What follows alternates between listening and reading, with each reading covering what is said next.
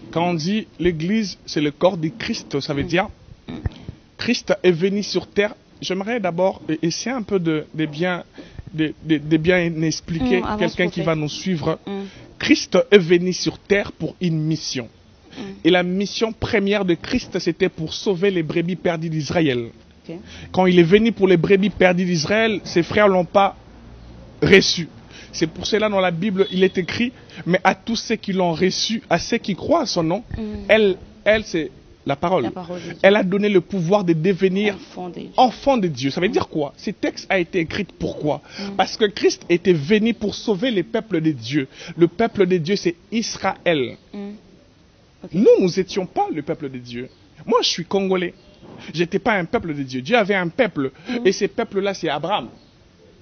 C'est Abraham. Au travers d'Abraham, il dit, je ferai de toi, je rendrai ton nom grand, je ferai de toi une grande nation. C'est d'Abraham qui est sorti Israël. Et Israël s'est détourné vers Christ. Et Christ a envoyé Jésus afin que Jésus puisse se réconcilier. Mais Israël n'a pas reçu Jésus. Et Christ a dit à tous ceux qui l'ont reçu. C'est là que nous, aujourd'hui, nous sommes enfants de Dieu. Maintenant, après avoir donné notre vie à Jésus, on doit garder le style de vie. Et l'Église nous aide à maintenir ce style de vie. Quand on dit l'Église, c'est le corps du Christ, parce que Christ, c'est la tête. Et nous sommes les membres. Chacun de nous doit jouer son rôle au sein de la vie chrétienne, de cette chrétienté. Je ne sais pas si quelqu'un est en train de me comprendre. Je crois qu'on est en train de vous comprendre. Je rappelle encore une fois de plus que nous sommes ici avec le prophète Armel Olela, visionnaire de l'église Mission Prophétique Adonai. Je crois que je l'ai bien dit. Prophète, dites-nous, est-ce qu'il faut aller à l'église régulièrement pour hériter le royaume des cieux? Je suis en train de le dire encore et je le répète. Tu n'iras pas au ciel parce que tu fais ce mouvement-là d'aller à l'église. Parce que tu peux être physiquement à l'église et ne pas être là spirituellement. Pour m'expliquer un peu aussi. Je pose une question. Pourquoi on demande aux gens de fermer les yeux avant de prier? Ce n'est pas biblique. Ah bon? C'est pas biblique. C'est pas pour être concentré, prophète. Christ n'a pas dit quand vous priez, fermez les yeux. Il a dit qu'on se met à Il dit quand vous priez, dites notre Père qui est aux cieux. Il n'a pas précisé de fermer les yeux. Non, ou pas. Mais on demande aux gens de fermer les yeux pour aider quelqu'un à se concentrer. Il y a des gens, il est physiquement à l'église, mais il pense à son copain, à sa copine à la maison. Est-ce qu'on peut être en taxi en train de prier en même temps? Oui. La vie de prière, c'est notre style de vie. Ce n'est pas un endroit qui fait de toi chrétien, mais c'est ta vie, c'est ta relation particulière que tu as avec Jésus-Christ de Nazareth qui te sauve. C'est ton intimité avec le Maître. C'est la manière dont ton cœur bat pour le Seigneur, c'est ce qui garantit ton ciel. Tu peux faire ces mouvements. Et la Bible dit, il parle même de serviteurs. Il a dit, au temps de la fin, il dira, je vous ai jamais connu. Il ne dit pas, je vous ai pas connu, mais je vous ai jamais. Mais ils diront, on t'a servi, on était là à l'église. Mais lui, il dira, je vous ai jamais connu. Pourquoi? Parce que la relation avec Dieu ne dépend pas de ces mouvements d'aller-retour à l'église, dépend de notre intimité, de notre vie de prière, de notre style de vie, de notre vie là où les hommes ne nous voient pas. Pourquoi? Parce qu'aujourd'hui on a de l'hypocrisie dans l'église. Vous allez voir quelqu'un à l'église, il sourit, il donne de l'argent, mais allez chez lui à la maison. Il ne partage pas, il ne donne pas à manger, il n'aime pas ses frères, mais il aime le pasteur. Ça n'a pas de sens. Merci, prophète. J'étais en train de dire ceci. Nous sommes sur BSC Télévision. Je reçu ici sur ce plateau pour vous un prophète avec qui nous sommes en train de parler de l'église. Pourquoi aller à l'église? Prophète, dites-nous, sur une avenue, on peut trouver 3, 4, 5 églises. Bon. Et oui, je suis en train de finir ma question. On trouve 3, 4, 5 églises. Mais dites-nous, pourquoi notre pays n'avance pas? Pourquoi on reste stagne? On est stagne alors que on va chaque jour, on est dans les montagnes. Dans chaque avenue, il y a des églises. Mais pourquoi vous ne vous rassemblez pas carrément pour prier pour cette nation? Bon, c'est parce que déjà, la connotation église, on a mal défini les choses ici dans notre nation. On a mal défini ce qu'est un homme de Dieu, pourquoi on doit prier. Ce sont des choses, plus on fait une réforme, on doit réformater ces choses afin que nous puissions avoir des églises fortes. Vous allez voir au Nigeria, c'est une église qui est forte.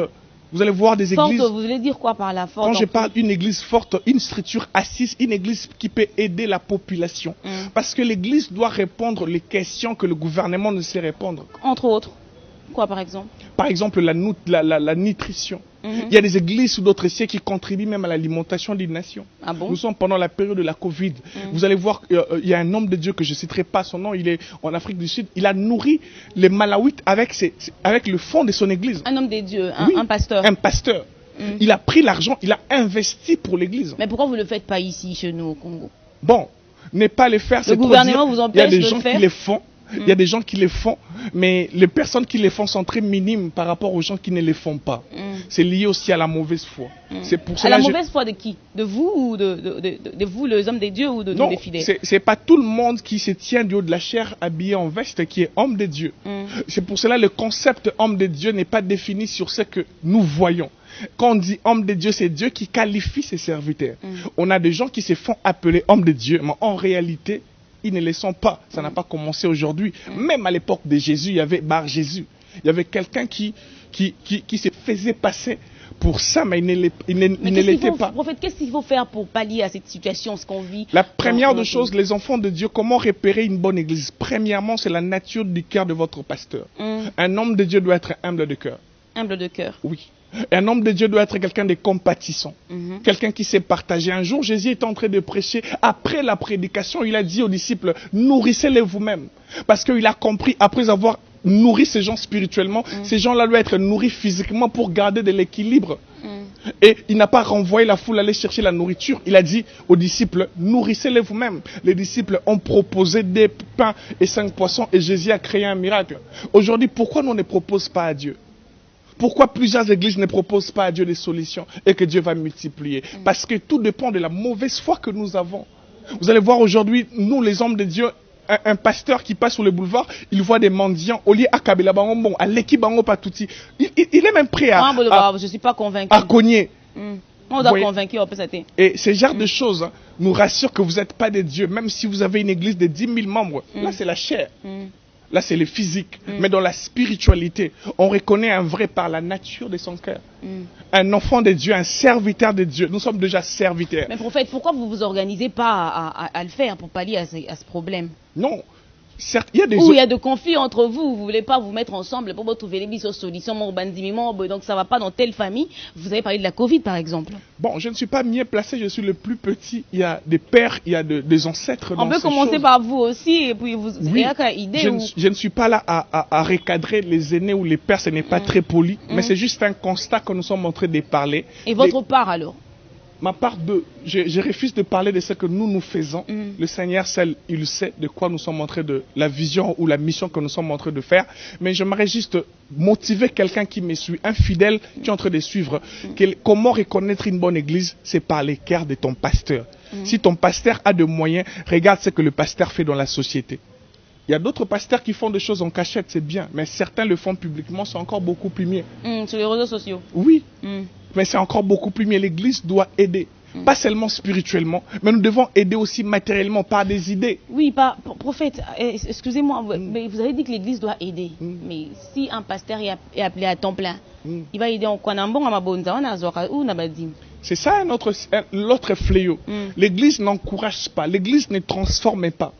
Parce que l'église est appelée à transformer les talents, le potentiel que les gens ont. L'église, c'est comme un centre où on doit former quelqu'un à devenir meilleur dans son domaine. Et tout dépend aussi de ce que nous prêchons. Parce que maman, vous êtes ce que vous mangez. Ce que vous mangez fait de vous la femme que vous êtes aujourd'hui. L'équilibre, les calories que vous avez, c'est lié à votre alimentation. Et c'est de la même chose spirituellement. Ce que vous mangez spirituellement vous bâtit. Aujourd'hui, ce que j'ai et ce que je suis, c'est lié aux enseignements que j'ai reçus de mes pères, de mes aînés. On doit prêcher pas seulement l'évangile, mais on doit aider le peuple congolais de devenir responsable. Et vous allez voir que l'église sera forte. Tout dépend de nos prédications. Nous prêchons toujours le voyage, le mariage, avec au mariage qui coûte $500. Vous allez voir que on prêche la même chose. Au lieu de dire à quelqu'un le potentiel, l'intelligence, une idée que tu as peut changer la nation. J'ai aimé, la Bible dit, Dieu s'est reposé le 7e jour. Il s'est reposé le 7e jour, non pas parce qu'il était fatigué, mais parce qu'il avait fini. Ne te repose pas parce que tu es fatigué, repose-toi quand tu finis. Dieu lui-même, le Créateur, il a travaillé pendant 6 jours. Il s'est reposé le 7e jour. Mais aujourd'hui, nous allons voir, nous les chrétiens, on ne travaille pas.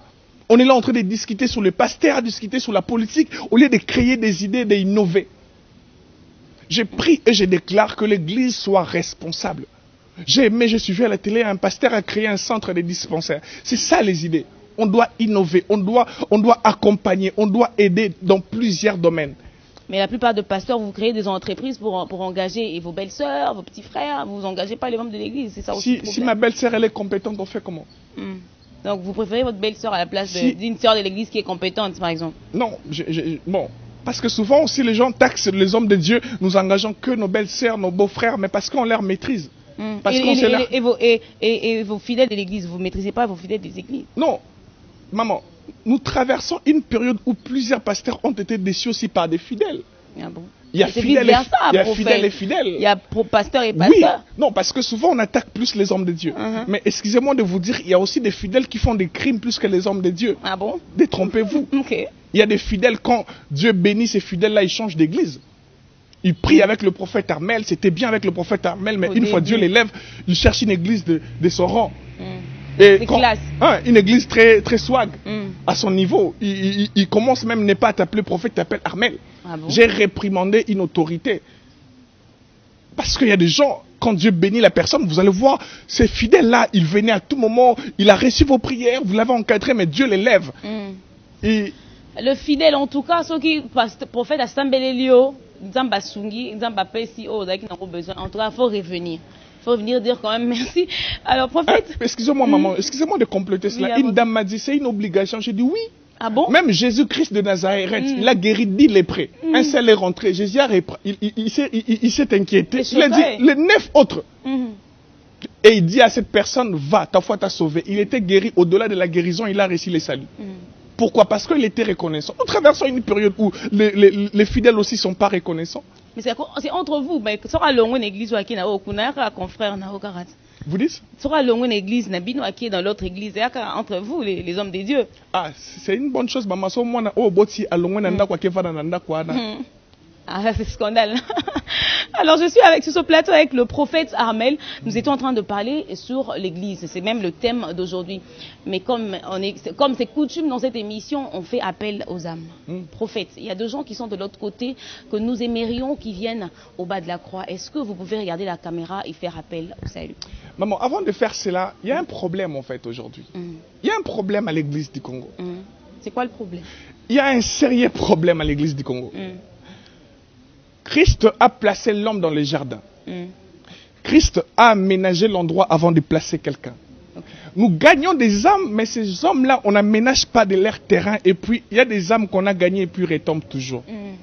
Je peux lancer un appel, quelqu'un peut être édifié, la personne s'est convertie et il reste dans la même maison. Est-ce que pourquoi il n'y a pas de suivi, prophète? Il reste dans la même maison avec ses mêmes copines, qui suivent n'importe quoi à la télé. Après 2 jours, après 3 jours, vous allez voir la même sœur rétrogradée. C'est dû à quoi? Ce qu'il faut faire avant de créer Adam, organisez-vous d'avoir un jardin où vous allez placer Adam. Quand il aura faim, il va prendre la mangue pour manger. Ma prière est levée de mon cœur, que le Seigneur puisse susciter des églises fortes, des commissions fortes où nous devons encadrer quelqu'un. Vous parlez à la télé, la personne est édifiée, la personne sait comment vous contacter et quand la personne vient, elle est encadrée et après 5 ans, vous avez des résultats. Pas seulement de lancer l'appel, quelqu'un s'est converti et vous allez voir, et la même personne, après 1 mois, après 2 mois, un autre pasteur va venir, on lance l'appel, la même personne. Je prie le Seigneur, je prie comme un prophète de Dieu, que le Seigneur puisse susciter un vrai réveil dans cette nation.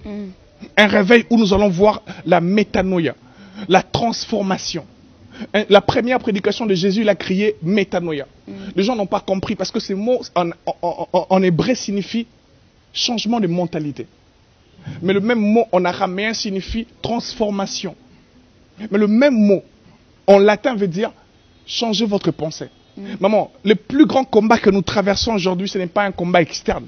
C'est le combat interne avec notre pensée. Il y a des personnes, elle n'a jamais insulté.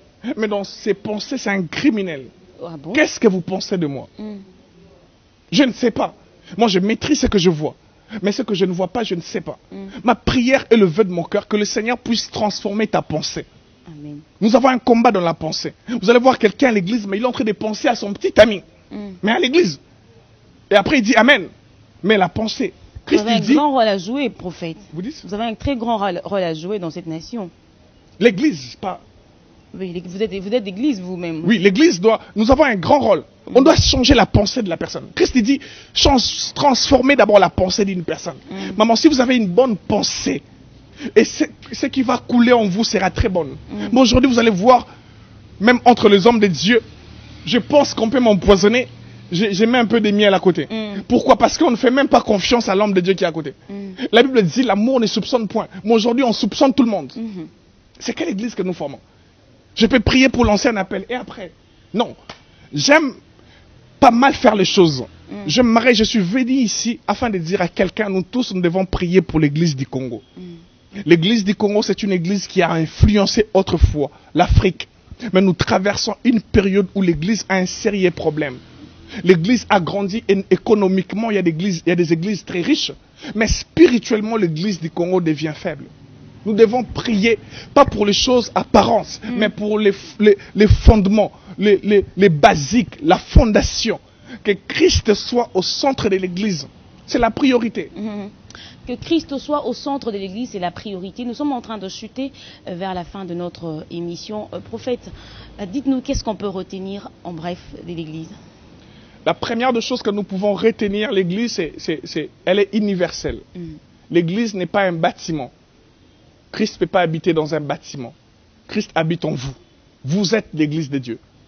Mais posez un peu la question, essayez un peu de vous poser une question. Comment votre église se trouve? Si vous êtes une église, c'est quelle église vous êtes? Une église pauvre, une église riche, une église en bonne santé ou une église qui est malade?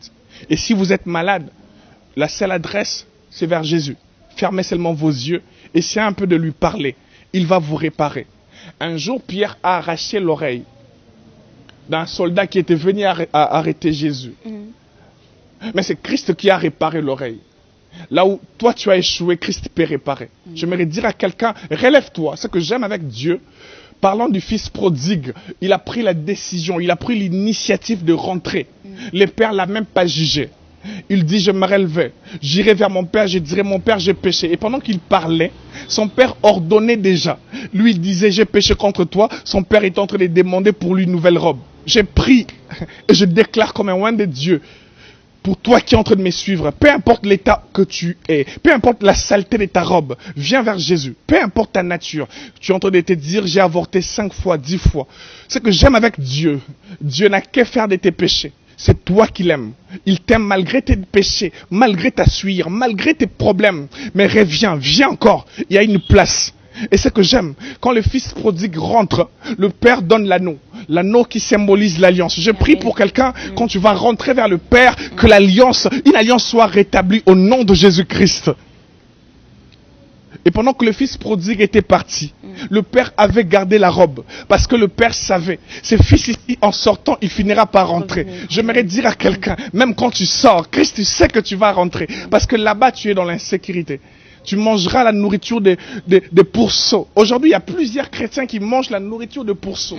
Regarde sa vie. Il mène la vie de pourceaux. La Bible dit, vous êtes des dieux, mais vous mourrez comme des humains. Je lis la Bible dans Exode 7. L'Éternel dit à Moïse, je fais de toi Dieu. Bien aimé, on a écrit avec un grand D. Et je vois dans Psaume 82, 6, il dit, vous êtes des petits dieux. Je posais la question au Seigneur, pourquoi cette nuance? Et un jour, le Seigneur m'a répondu, il m'a dit, Hermel, quand tu es en face des pharaons, tu ne dois pas opérer comme un petit dé. Amen. Tu dois opérer comme un grand dé. Mais quand moi-même je suis dans la maison, vous êtes tous là des petits... Oh my God. J'aimerais dire à quelqu'un, Dieu est dans la maison, nous sommes de petits dieux. Mais quand tu sors de la maison en face de ces pharaons, tu ne dois plus être un petit, tu dois être un grand. J'ai pris pour un chrétien. Dans tous les domaines que nous sommes, nous devons exceller au nom de Jésus-Christ. Amen. Que le Seigneur nous bénisse. Amen. Je crois qu'on va vraiment exceller. Merci pour cette prière. Prophète, dites-nous rapidement votre contact et l'adresse de l'église. Comment faire pour vous avoir et quelques salutations. Que le Seigneur nous bénisse. Nous sommes à Kinshasa, maman. Nous sommes en train de vouloir s'organiser pour s'installer. Mais toutes les personnes qui veulent nous contacter, c'est via notre page Facebook, Église Mission Prophétique Adonai, ou carrément contacter le prophète Armel Olela. Je peux passer mon numéro? Ok, allez-y. C'est les 82 92 32 856. Je répète, 82 92 32 856. Vous appelez, on va partager. On n'a pas le monopole de la connaissance, mais nous croyons que c'est le temps, on doit réveiller l'Église du Congo. Le temps qu'on doit relever l'Église du Congo. C'était là le prophète Armel Olela. Avec lui, nous allons parler de ce thème qui est l'Église. Pourquoi on va à l'Église? Pourquoi faire finalement? Alors, il nous a donné des explications. Prophète, je crois que vous allez encore revenir à la fois prochaine, parce que nous devons relever tous ensemble l'Église du Congo. Alors, nous sommes arrivés à la fin. Je dis bonjour à votre épouse qui vous a accompagné. Merci beaucoup. Alors, si Christ tardait à revenir, nous sommes arrivés à la fin de cette émission. Je l'ai dit au départ que le verset du jour, c'était pour méditer afin qu'on puisse se retrouver les dimanches prochains. Mais si Christ tardait à revenir, on se retrouve la fois prochaine, toujours avec le même plaisir. Au revoir. Au revoir.